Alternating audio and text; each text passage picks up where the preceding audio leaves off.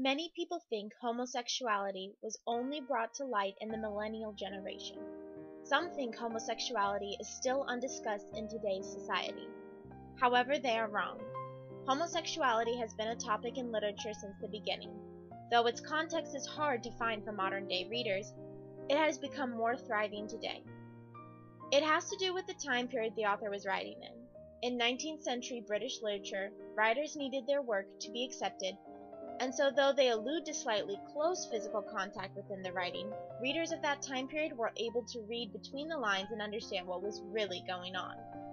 Within the past 5 years, 2 films have been released based off novels that contain homosexuality. Today, I would like to discuss Dorian Gray and Behind the Candelabra with you. They are both similar and different in regards to themes such as Gothicism, hedonism, and homosexuality. First, let me give you a brief background of both stories. The first being Dorian Gray, that came out in 2009. I've done dreadful things, monstrous things, and there will be a price.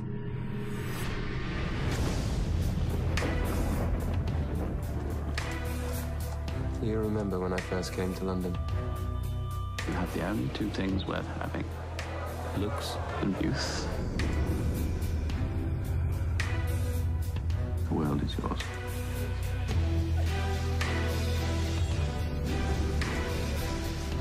I suggest we raise a little hell.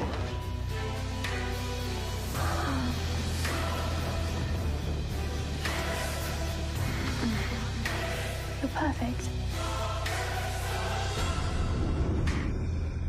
This is not my true face.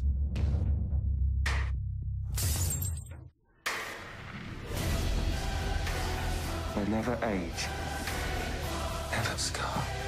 What are you? I am what you made me. What's your secret? If I told you, I'd have to kill you. How terrifying. What's in there? Give me the key! I have seen my soul. And there will be a price. This movie was based off the novel The Picture of Dorian Gray, written by Oscar Wilde, whom himself had homosexual encounters throughout his marriage to a woman. The other movie I would like to discuss would be Behind the Candelabra, released in 2013. Ladies and gentlemen, the star of the show, Liberace. Wow! Thank you very, very much. This is my friend Scott Thorson. You were incredible. I love to give people a good time. Alone at last. I have a great idea. Why don't you come work for me? As what? I need a companion, someone I can talk to. Do you even like this man? Yeah, I really do. Well, look who's up. I call this palatial kitsch.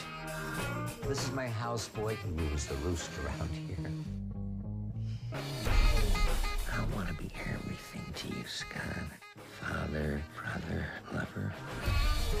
I want to do some surgery on Scott. I want him to look like this.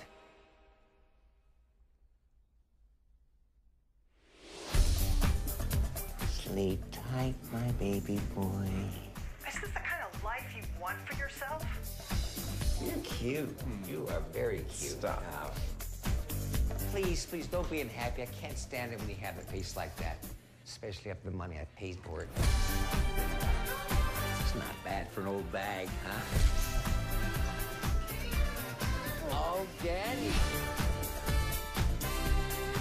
I'm so sorry. I'm so informal. Will I be able to close my eyes? Not entirely. Please. Liberace was under the public eye a few times for being homosexual. However, he always took people to court and won, and tried many times to prove to America that he was heterosexual. Both Oscar Wilde and Liberace were taken to trial in their lives due to homosexual claims made against them. Wendy Moffat wrote an article comparing the lives of Wilde and Liberace. She wrote, "On direct examination, Liberace lied, as Wilde had done, saying he was not homosexual, nor had engaged in homosexual practices.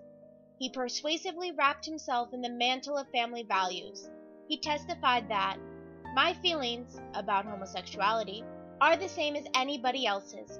I am against the practice because it offends convention and offends society." Let's first discuss the theme of Gothicism. Gothicism is prevalent in both movies. Particular sub-themes shown throughout both are secrecy, the supernatural, decay, and madness. In Behind the Candelabra, Liberace keeps his sexuality a secret and pushes upon the public that he is straight. When he becomes ill from chemicals used during the dry cleaning of his performance outfits, he has a vision of a nun in all white telling him that he will be okay. As Liberace lives life to its fullest, age begins to take its toll, and you can see he is aging. However, to take care of that, Liberace turns to plastic surgery, which he also makes his lover Scott get. Now, Jack, I want to talk to you about doing some surgery on Scott here. What? Fine. What would you like me to do with Scott? I want you to make Scott look like this. Can you do that? Oh, I see. Oh, yes, I think I can do what you want. He's gonna need a nose job. And I'm gonna have to restructure his cheekbones and his chin with silicone implants, but it's not impossible. But first, we gotta slim him down. I have a terrific diet, the California diet. Guaranteed loss of 15 pounds in 4 weeks.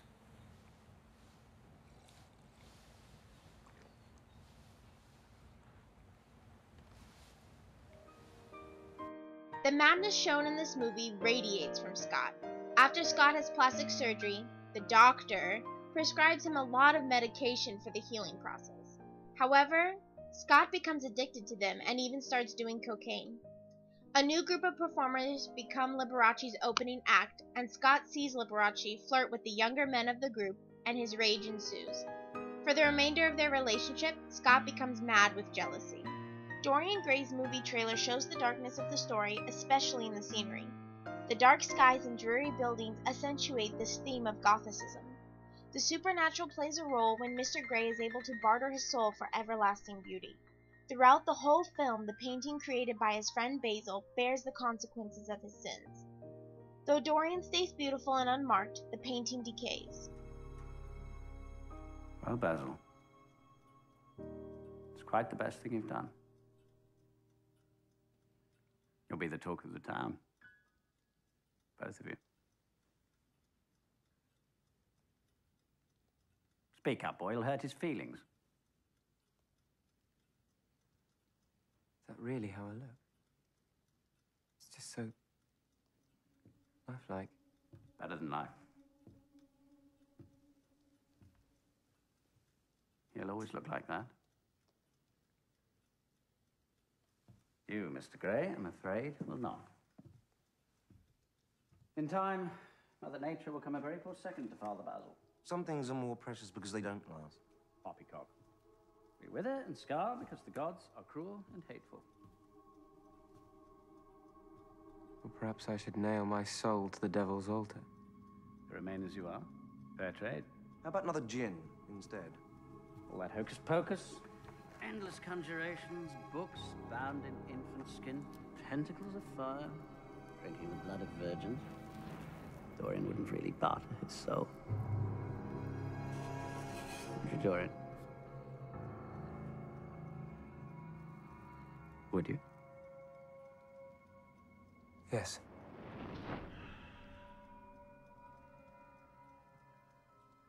Secrecy is very prevalent within the movie. Dorian must hide his soul away in the attic, a typical place for something to go wrong in a Gothic-themed story. Though it is not prevalent in the movie, in the novel, Basil refuses to show the painting of Dorian because Basil believes too much of himself would be revealed. He needed to keep whatever part of him was shown a secret. Dorian becomes mad with the secret hanging over him, that his true face was shown in the rotting painting. He bears this knowledge alone for the whole movie and starts to become psychologically haunted by the painting. The next topic I would like to examine is hedonism, which goes back as far as 600 BCE.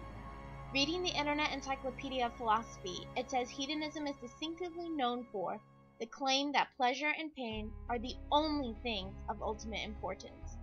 It also went on to describe different types of hedonistic theories.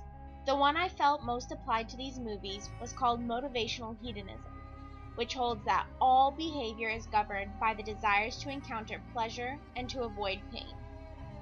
In Dorian Gray, Lord Henry preaches these great ideas of acting purely upon achieving pleasure. He is always telling Dorian they should raise a little hell, although all you can see happen is Dorian performs the acts that some deem unspeakable. Lord Henry never actually indulges in the actions he speaks of, or has Dorian live out. Every decision Dorian began to make, because of Henry's influence, was to avoid pain and gain pleasure. He began having sexual encounters with anyone he pleased, and participating in opium clubs in order to escape the torture the painting brought to his mind. Liberace had the same type of attitudes towards life. One of his most famous quotes was, "Too much of a good thing is wonderful." He was always looking for the next best young man to have as his little pet. Once he became tired of his current lover, he would kick them out and find another one. He became obsessed with the need to have something new and exciting for himself.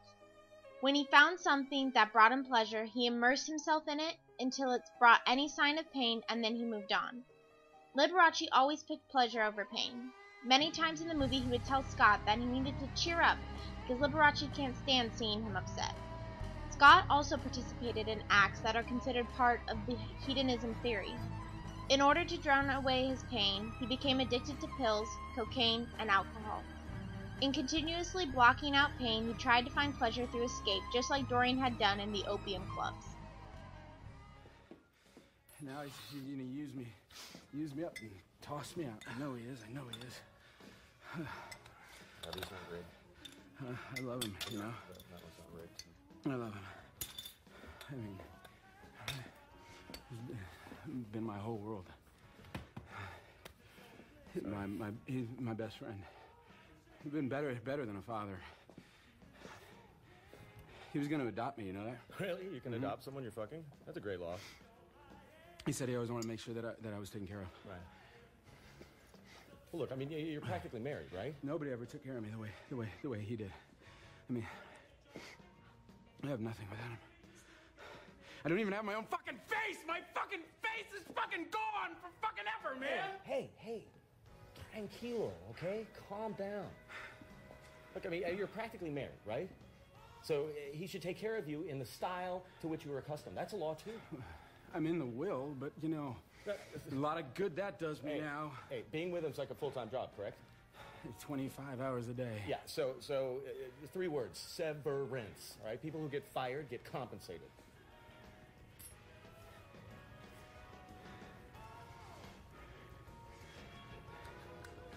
He's my whole world.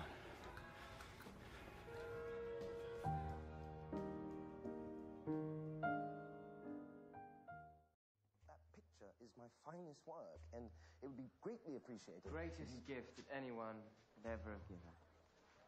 In fact, I wish that I could tell you just how great. But then it isn't so unreasonable to borrow it back a little while. Not sure that I've ever fully expressed my gratitude. I hardly think that... The final concept that was prevalent in both stories was homosexuality. In Dorian Gray, the director did make some liberal changes from the novel. Themes were enhanced and kept true. However, homosexuality was downplayed. There was one scene where Basil and Dorian get physical. However, the build-up before this scene makes it look as though it was an extension to Dorian's hedonistic actions. In the novel of Dorian Gray, you feel a greater sense of the homoerotic feelings that radiate from Basil and Lord Henry towards Dorian. As Joyce Oates wrote in her analysis of the novel, there is no doubt but that Basil initiates the tragedy, for it is his worshipping of the young man's physical beauty and his appropriation of his image as art that calls Dorian's attention to himself and stimulates Henry's undisguised homoerotic interest. To Henry, Dorian is a young Adonis who looks as if he were made of ivory and rose leaves. He is a narcissus, a brainless, beautiful creature who should be always here in winter when we have no flowers to look at. In this 19th century novel, readers understood the homosexual references throughout Wilde's novel. Though readers today, such as in our class, had a difficult time picking up on this theme, during this time period homosexuality was not spoken about or openly expressed.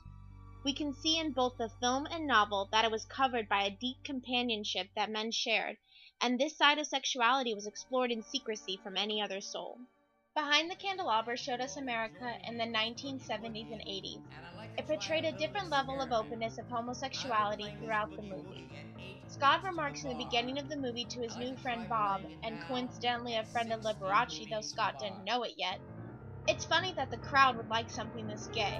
And Bob answers, "Oh, they don't know he's gay." Visually, when today's society sees how Liberace dressed, they automatically think he is a homosexual. The fur coats, jeweled costumes, and overly decorated pianos hint to a present-day audience his true sexuality due to the stereotypes that currently exist. However, in the movie, only the people deeply involved in his life knew that he was a homosexual. To society, he tried to portray himself as a man that all the girls chased and wanted to be with. Liberace even released a fake book that talked about how he lost his virginity to an older woman. Though within the movie, homosexuality is talked about and physically shown a lot more than in Dorian Gray, it was still not accepted in society and was looked down upon to be a homosexual, just as in Dorian Gray. The objective of this project was to compare Dorian Gray with Behind the Candelabra, two movies that are about different time periods but include very similar themes that we discussed in class. A main component that is present in both movies is art and homosexuality. Each film contains a story where a younger man is influenced by an older man they consider to be their role model. In Dorian Gray, Basil is infatuated with Dorian's beauty and paints an amazing portrait that captures Dorian's youth. Lord Henry becomes Dorian's downfall by filling his head with the ideas of hedonism.